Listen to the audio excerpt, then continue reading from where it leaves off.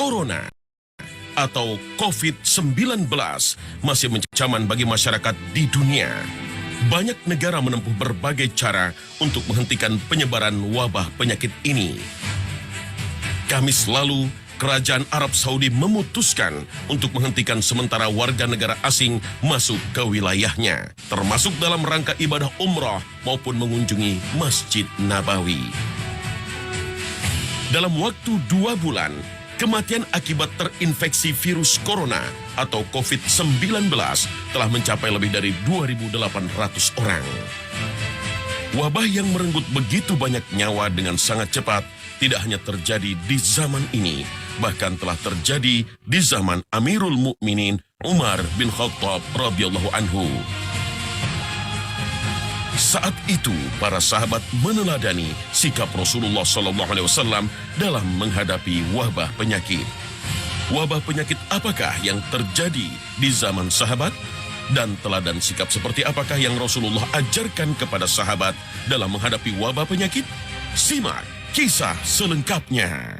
Bayangkan bahwa di dalam Islam hal seperti ini pun dibicarakan dan kemudian diberikan panduannya betapa ini adalah agama mukjizat dan agama penuh kasih sayang dan rahmat. Karena tidak boleh ada yang menjadi korban atas nama kemanusiaan. Karena itulah maka apa yang kita bahas hari ini adalah merupakan sesuatu yang luar biasa pentingnya karena ini telah terjadi dari waktu ke waktu dan terus beruntun sebenarnya. Rasul kita SAW sudah memberikan memberikan kepada kita berita tentang satu wabah yang disebut dengan ta'un namanya. At-ta'un itu sebenarnya bukan wabah menurut para ulama. Ta'un itu adalah bagian dari wabah. Karena wabah itu penyakit yang banyak, kemudian menyebabkan korban jiwa, itu namanya wabah. Tetapi ta'un itu adalah salah satu jenis penyakit yang mewabah. Itu menurut para ulama. Kalaupun jenis penyakit yang lain disebut ta'un juga, itu babnya adalah bab majazi atau bab dikiaskan. Ya, para ulama seperti Ibnul Qayyim dan Imam An-Nawawi rahimahullah menyampaikan bahwa wabah penyakit ta'un bersumber dari binatang, yakni tikus. Kita tahu juga ada penyakit pes namanya, kemudian tikus. Dari tikus kemudian nanti dipindahkan bakterinya itu oleh virus bakteri itu dipindahkan oleh kutu, kemudian balik lagi di tikus, menyebar di antara tikus, dari situ kemudian berpindah ke manusia dan menyebar di antara manusia. Itu awalnya, kemudian disebutkan bahwa penyakitnya itu penyakitnya awalnya seperti bisul. Dia tumbuh di mana saja, bisa di tangan, bisa di kaki, kemudian biasanya yang sering terjadi di bawah ketiak. Dia bisul, kemudian bisa membesar, kemudian pecah, kemudian menyebabkan pendarahan, otomatis akan terjadi peradangan, kemudian terjadi demam. Dan itu cepat sekali, orang cepat sekali kematiannya dengan penyakit itu. Ini yang dicatat oleh para ulama yang disebut dengan ta'un saat itu. Saat itu, ta'un menjadi penyakit mematikan. Bahkan pada masa kekhalifahan Umar bin Khattab, ta'un pernah menjangkiti negeri Syam hingga menewaskan sekitar 25.000 muslimin, termasuk para sahabat terbaik radhiyallahu anhum ajma'in. Inilah kisah selengkapnya.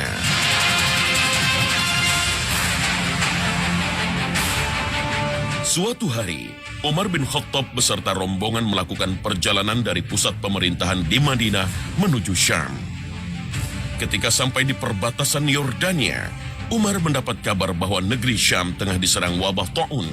Maka beliau menghentikan perjalanannya untuk sementara waktu. Gubernur Syam ketika itu, Abu Ubaidah bin Al-Jarrah radhiyallahu anhu pun langsung menemui Umar di tempat tersebut.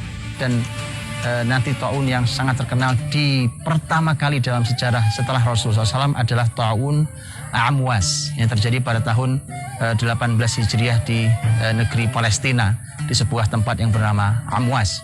Di Amwas itu adalah sebuah tempat yang hari ini di bawah kekuasaan Israel, diambil alih oleh Israel, dan kemudian mereka dibangunkan hutan.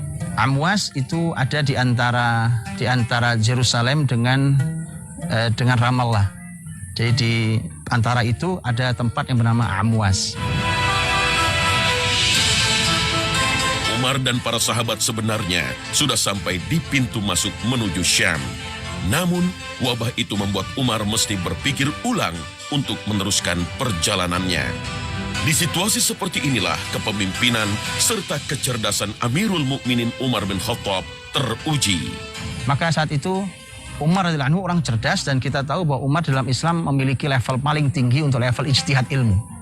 Jadi kalau berijtihad ilmu, maka Umar di level yang paling tinggi, dan itu berdasarkan mimpi Rasul kita sallallahu alaihi wasallam juga, bahwa Umar adalah orang yang paling tinggi secara ilmu.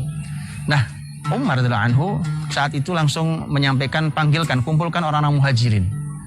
Maka berkumpul orang-orang muhajirin. Ya, Umar tidak langsung memutuskan seorang diri. Ia menggelar musyawarah untuk menimbang pendapat para sahabat. Pertama-tama ia meminta kalangan muhajirin untuk menyampaikan pendapatnya. Para muhajirin ternyata berbeda pendapat. Sebagian mengusulkan untuk meneruskan perjalanan ke Syam, ditambah kaum muslimin di sana sedang membutuhkan pertolongan. Namun, sebagian berpendapat bahwa wabah perlu dihindari untuk menyelamatkan nyawa para sahabat, sehingga mereka harus kembali ke Madinah. Kemudian, Umar juga memberi kesempatan kepada kalangan Ansor untuk menyampaikan pendapatnya. Di antara mereka pun terjadi perbedaan, seperti yang terjadi di kalangan muhajirin. Terakhir, Umar meminta pendapat kalangan sahabat yang ikut dalam peristiwa Fathu Makkah. Ternyata para pembuka kota Makkah itu bersepakat untuk kembali ke Madinah dan tidak meneruskan perjalanan ke Syam. Maka Umar memutuskan untuk kembali ke Madinah, dan keputusan tersebut dipertanyakan oleh Abu Ubaidah. Nah, maka terjadilah silang pendapat. Abu Ubaidah mengatakan, bagaimana Anda lari dari takdir Allah? Kalimatnya lihat. Bagaimana Anda bisa lari dari takdir Allah? Jadi kalau Anda masuk kemudian terkena wabah, itu kan sudah takdir. Kenapa Anda lari dari itu? Umar mengatakan, andai kalimat ini keluarnya bukan dari dirimu. Maksudnya adalah orang secerdas kamu, orang ilmunya setinggi kamu, nggak pantas keluar kalimat ini. Mengapa? Kata Umar, karena, lihat kalimat Umar, ilustrasikan. Kata Umar, kalau kau punya kambing, ini dialog Umar. Kalau kau punya sekian banyak kambing, kemudian di hadapanmu ada 2 padang rumput. Yang satu padang rumput yang sangat subur, yang satu tidak terlalu subur. Bukankah kalau kamu gembalakan kambingmu ke tempat yang subur adalah takdir Allah?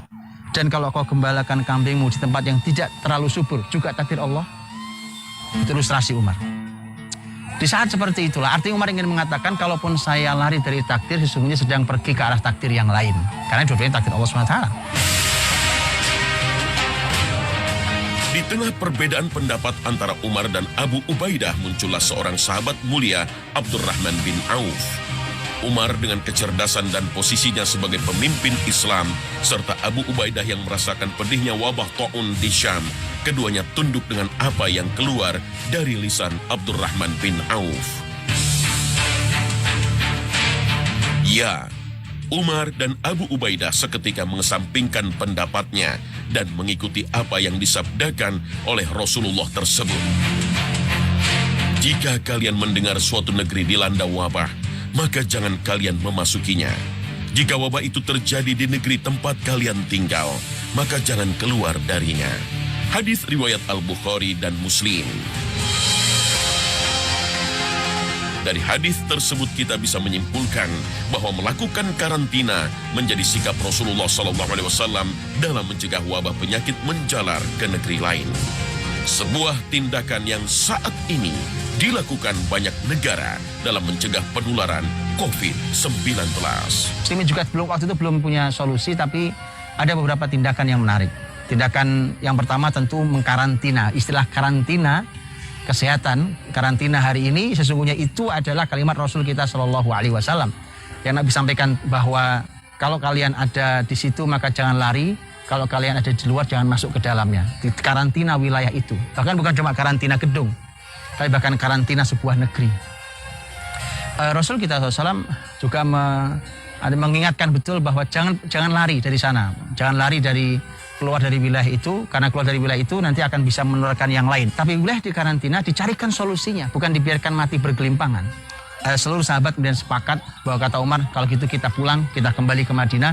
Saat itulah Umar tidak jadi masuk ke ke negeri Syam dan kemudian kembali dengan rombongannya. Abu Ubaidah kembali ke negeri Syam, memimpin kembali negeri Syam yang sedang sakit. Pemirsa Khalifah, keputusan Umar bin Khattab kembali ke Madinah mengikuti perintah sabda Rasulullah SAW menyisakan kesedihan di hatinya. Abu Ubaidah adalah sahabat yang amat ia cintai. Umar berpikir untuk menyelamatkan sahabat yang telah menaklukkan Baitul Maqdis dari kekuasaan Romawi tersebut. Maka Umar pun menyurati Abu Ubaidah. Isi surat itu sebenarnya hanya siasat Umar untuk menyelamatkan Abu Ubaidah dari Ta'un Amwas yang makin hari makin mewabah di Syam. Namun di sisi lain, Umar juga sangat mengenal karakter kepemimpinan Abu Ubaidah. Ia tahu bahwa sahabatnya itu adalah seorang pemimpin, panglima perang yang tak akan meninggalkan negerinya ketika rakyatnya dalam keadaan sakit. Ini mereka bersaudara, berteman lama, ngaji bareng lama. Umar paham persis seorang kesatria panglima hebat seperti Abu Ubaidah mustahil meninggalkan rakyat dalam keadaan sakit dan menderita. Maka dia tidak langsung panggil, karena kalau dia panggil untuk penyelamatan mustahil dia datang. Maka Umar berusaha dengan menggunakan kalimat yang halus, dengan mengatakan saya perlu bicara langsung, musyafahatan. Jadi tidak dengan surat. Tapi karena mereka berteman lama, surat itu sampai di Abu Ubaidah pun tahu bahwa Umar itu maksudnya cuma ingin menyelamatkan dia. Abu Ubaidah pun membalas surat Amirul Mukminin Umar bin Khattab. Isi suratnya memberi pelajaran yang sangat mahal tentang makna loyalitas dan kesetiaan bersama rakyat. Maka dia mengatakan bahwa saya bersama dengan tentara-tentara Islam. Lihat kalimatnya. Saya bersama dengan tentara-tentara Islam. Dan saya adalah orang yang mencintai mereka, tidak membenci mereka. Maka saya tidak mungkin meninggalkan mereka biar saya hidup dan meninggal di tempat ini. Abu Ubaidah luar biasa. Dia menyampaikan suratnya. Abu Ubaidah tahu bahwa ternyata Umar hanya ingin menyelamatkan dirinya. Dan Abu Ubaidah telah bertekad bahwa hidup bersama rakyatnya, mati bersama rakyatnya. Disebutkan dalam kitab Ashabul Rasul, Umar tak kuasa menahan tangis ketika membaca surat balasan itu. Dan ketika mendengar kabar bahwa Abu Ubaidah wafat, air matanya kembali tak terbendung. Umar kemudian mendoakan rahmat bagi sahabatnya itu. Abu Ubaidah radhiyallahu anhu ketika keadaan sudah memburuk, maka dia berceramah. Dia keluar di masyarakatnya, dia kemudian mengatakan bahwa sabarlah kalian, sesungguhnya ini adalah ujian dari Allah, tapi ini adalah doa Rasul kalian, dan ini adalah kematian orang-orang soleh, dan saya akan siap mati bersama kalian. Pemimpin yang luar biasa, dan memang negeri Syam, negeri-negeri Islam perlu pemimpin yang seperti itu. Maka ternyata benar bahwa kemudian Abu Ubaidah pun meninggal gara-gara sakit penyakit Ta'un Amwas. Ya, Abu Ubaidah telah meneladani sabda Rasulullah Sallallahu Alaihi Wasallam. Ta'un itu azab yang Allah timpakan pada siapa yang dikehendakinya dan menjadikannya rahmat bagi mukminin. Tidaklah seorang hamba ketika terjadi wabah penyakit, kemudian ia tetap berada di tempatnya dengan sabar dan mengharap pahala, serta ia mengetahui bahwa tidak akan menimpanya kecuali yang ditetapkan oleh Allah, melainkan ia mendapat pahala seperti pahala orang yang mati syahid. Hadis riwayat Al-Bukhari dan Ahmad. Maka sikap berikutnya yang harus mukmin lakukan dalam menghadapi wabah penyakit adalah bersabar dan yakin atas takdir Allah Ta'ala.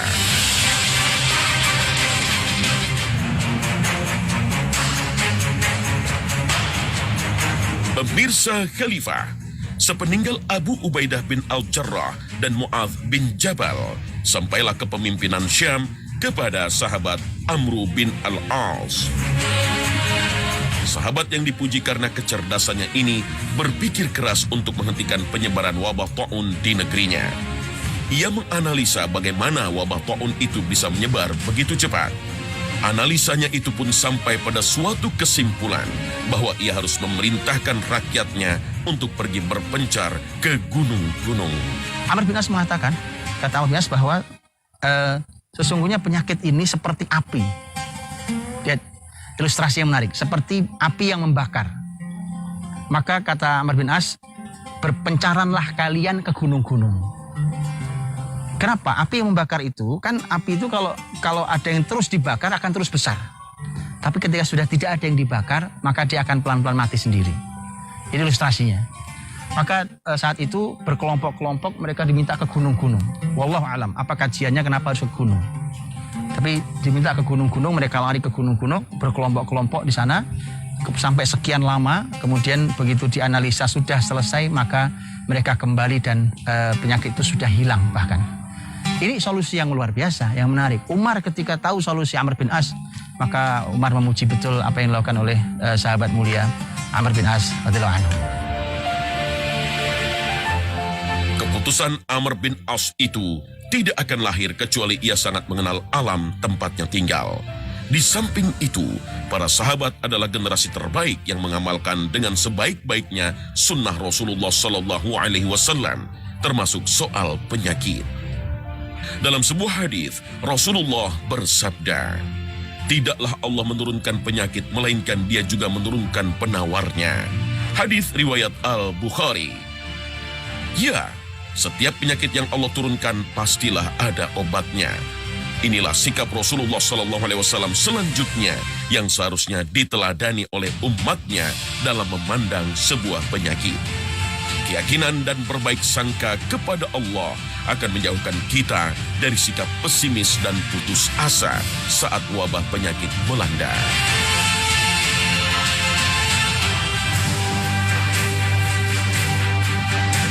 Pemirsa Khalifah, kisah wabah taun di Syam telah mengajarkan banyak hal tentang sikap dan penanggulangan wabah.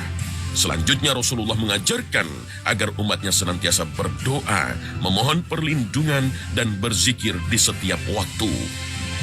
Di antara doa yang diajarkan Nabi adalah salah satu doa yang biasa dibaca pada zikir pagi dan petang.